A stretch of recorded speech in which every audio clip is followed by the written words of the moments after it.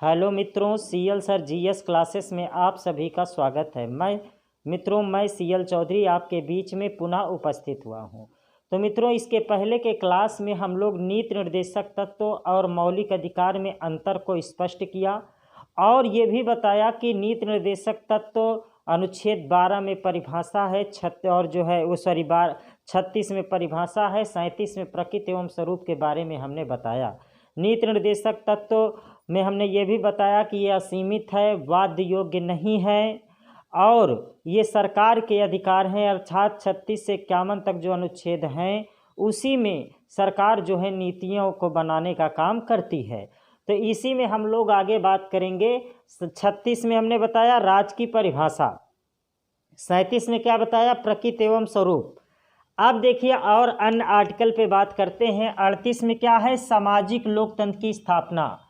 मतलब सरकार इस तरह से काम करे कि देश में सामाजिक लोकतंत्र की स्थापना हो सके। राज्य सरकार ऐसा काम करे जिससे कि देश में सामाजिक लोकतंत्र की स्थापना हो सके, ये 38 में है। 39 में क्या है, आर्थिक लोकतंत्र। राज्य संसाधनों का आवंटन इस तरह से करे कि देश में आर्थिक लोकतंत्र की स्थापना हो सके। अगला ये देखिएगा 40, वेरी इंपॉर्टेंट है, ग्राम पंचायत का गठन। ग्राम पंचायत के गठन का प्रावधान अनुच्छेद 40 में है, लेकिन इसे 73वां संविधान संशोधन अधिनियम के द्वारा उसे ग्राम पंचायत और नगर पंचायत को आगे अधिकार दिया गया। अनुच्छेद 40 में इसलिए रख दिया गया कि जैसे जैसे सरकार के पास संसाधन उपलब्ध होंगे वो क्या करेंगे, नीति निर्देशक तत्व में जो आर्टिकल हैं उन्हें क्रियान्वित करने का काम करेंगे। इसी क्रम में आर्टिकल 40 में ग्राम पंचायत को रख दिया गया और जब सरकार के पास संसाधन हुए तो 73वां और 74वां संविधान संशोधन करके उनको संवैधानिक दर्जा प्रदान कर दिया गया। 41 में क्या है कि गरीबी और बेरोजगारी दूर करने के लिए राज्य तमाम सारी योजनाएं बनाएंगी। तो देश में जितने भी प्रकार की योजनाएं चल रही हैं वो अनुच्छेद 41 के तहत चल रही हैं। अनुच्छेद 42, प्रसूति सहायता। स्त्रियों के मनोचित दशा सुधारने के लिए सरकार प्रसूति सहायता प्रदान करेगी। तो जो आशा बहू की नियुक्ति होती है या जब प्रसव के दौरान महिलाओं को जो भी लाभ सरकार से मिलता है वह अनुच्छेद 42 के तहत मिलता है। आर्टिकल 43 में क्या है, उद्योग में लगे व्यक्तियों के काम के घंटे तथा वेतन का निर्धारण करेगी। सरकार क्या करेगी, आर्टिकल 43 में है, उद्योग में लगे व्यक्तियों के काम के घंटे तथा वेतन का निर्धारण कौन करेगी, सरकार करेगी। ये अनुच्छेद 43 में वर्णित है, ध्यान से समझते चलिए इसे। और आर्टिकल 44, एक समान आचार संहिता की बात है। यह केवल गोवा में लागू है, संपूर्ण भारत में लागू नहीं है। आर्टिकल 45, ये भी बहुत महत्वपूर्ण है कि 6 से 14 वर्ष के बच्चों को निःशुल्क शिक्षा का प्रावधान किसमें है। देखिए ध्यान से समझना, अगर प्रावधान पूछता है तो प्रावधान अनुच्छेद 45 में है और 6 से 14 वर्ष के बच्चों को निःशुल्क शिक्षा दिया गया तो ये 21 के काम में है। अगला है 46, राज्य शैक्षणिक दृष्टि से या आर्थिक रूप से कमजोर वर्गों को शैक्षणिक सहायता प्रदान करेगी। तो जो SC ST को OBC को वजीफा मिलता है वह अनुच्छेद 46 के तहत मिलता है। आगे आर्टिकल 47, दवाइयों में प्रयोग होने वाले मादक पदार्थों को छोड़कर, मतलब नशीले पदार्थों को छोड़कर अन्य पर सरकार क्या करेगी, प्रतिबंध लगाएगी। 48 में क्या है, कृषि एवं पशुपालन को बढ़ावा देगी। तो डेयरी वगैरह जितनी भी योजनाएं बनेंगी अनुच्छेद 48 के तहत। एक आर्टिकल और याद रखिएगा 48 का इसमें है कि राज्य जो है पर्यावरण का संरक्षण तथा संवर्धन करेगी। 48 के काम में ये वर्णित है। तो फिर से आप रिवाइज कर लीजिए।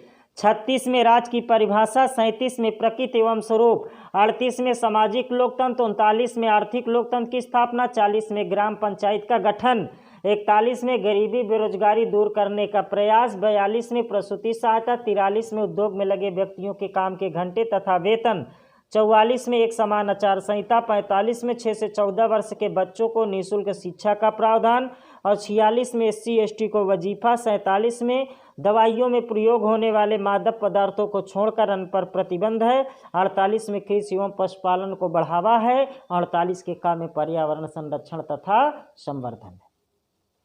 आगे हम बात करते हैं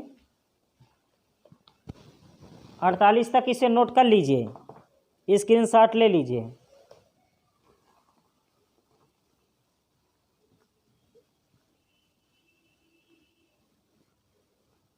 आगे हम लोग 49, 50, 51 की बात कर रहे हैं।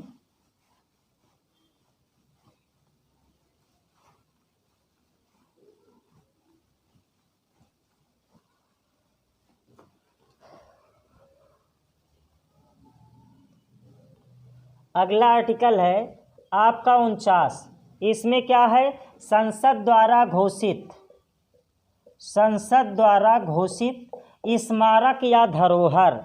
संसद द्वारा घोषित स्मारक या धरोहर कि राज्य क्या करेगा? धरोहर की रक्षा करेगा। संसद द्वारा जो घोषित जितने भी जो है स्मारक हैं, धरोहर हैं, वो सरकार का दायित्व है कि उसकी रक्षा करेगा। 50 में क्या है?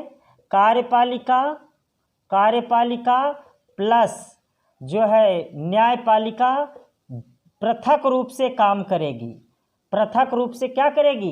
काम करेगी। मतलब कार्यपालिका और न्यायपालिका पृथक रूप से अलग अलग क्या करेगी? काम करेगी।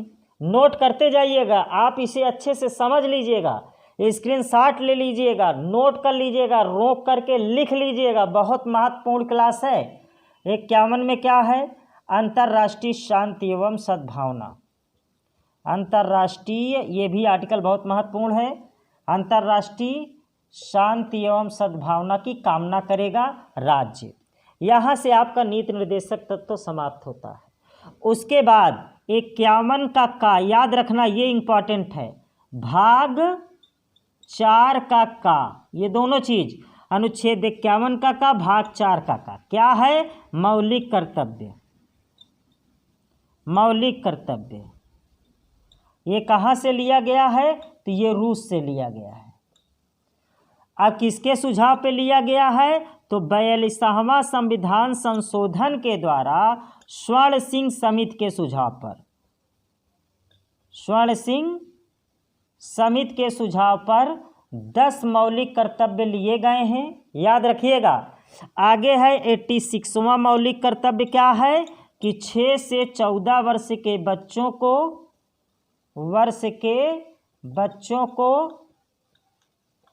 उनके माता पिता विद्यालय अवश्य भेजें। तो इस टॉपिक से क्या क्या याद रखना है? अनुच्छेद 51 का भाग 4 का मौलिक कर्तव्य है। 42वां संविधान संशोधन द्वारा स्वर्ण सिंह समिति, हर शब्द प्रश्न है। 51 का भाग 4 का मौलिक कर्तव्य रूस से लिया गया। 42वां संविधान संशोधन द्वारा स्वर्ण सिंह समिति के सुझाव पर 10 मौलिक कर्तव्य स्वीकार किए गए। आगे चलकर 86वां संविधान संशोधन द्वारा 6 से 14 वर्ष के बच्चों को उनके माता पिता अब विद्यालय अवश्य भेजेंगे। ये चीज़ें इसमें लिखा हुआ 11वां मौलिक कर्तव्य, ये 11वां मौलिक कर्तव्य है। तो मित्रों, आज से आपके जो रटने वाली चीज़ें हैं या छोटी छोटी चीज़ें हैं ये समाप्त हो गई हैं। अब हम बड़े टॉपिक की ओर आगे बढ़ेंगे। तो ये नीति निर्देशक तत्व तो आपका अध्ययन हो चुका है। अब जितने भी टॉपिक होंगे थोड़ा बड़े टॉपिक हैं और बहुत महत्वपूर्ण हैं। अब उन टॉपिकों को हम लोग चर्चा करेंगे। तो आज की क्लास मित्रों यहीं तक, और अगली क्लास में हम आपको पढ़ाएंगे। क्या पढ़ाएंगे जरा समझिएगा? संघ कार्यपालिका। तो संघ कार्यपालिका में क्या क्या है ये सारी चीज़ें हम आपको पढ़ाएंगे। राष्ट्रपति, उपराष्ट्रपति, मंत्रिपरिषद के बारे में। आज की क्लास मित्रों यहीं तक। आप शेयर करें, सब्सक्राइब करें, लाइक करें और लोगों तक पहुंचाएं, क्योंकि सबसे महत्वपूर्ण क्लास अब स्टार्ट होगी। धन्यवाद मित्रों।